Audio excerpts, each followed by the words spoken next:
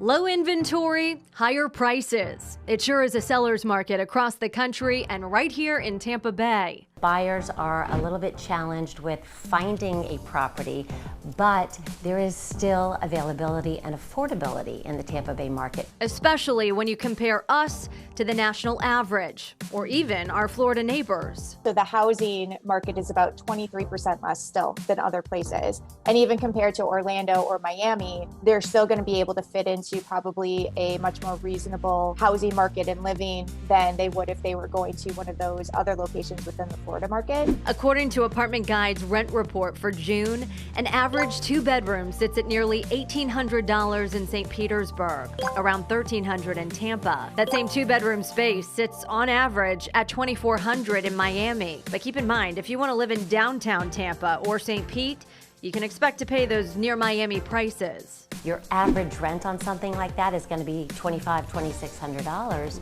across the marketplace. When it comes to home values, Realtor.com's June monthly housing market trends report has Tampa's St. Pete Clearwater's median listing price at $350,000. Up nearly 20% year over year. In comparison, Miami's is $447,000. Orlando's is $356,000.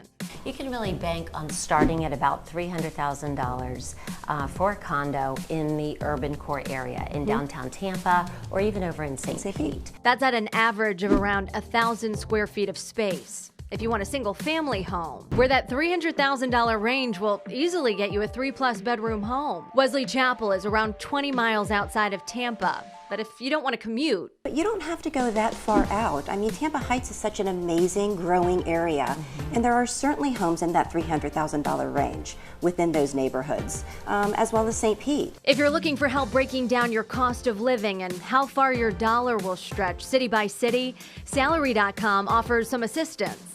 On our website, you can look at areas down to a zip code, and it would be in your best interest to really hone in on those particular areas to compare the housing differences. Not just housing, but entertainment, meals, and what it'll take to get from point A to B.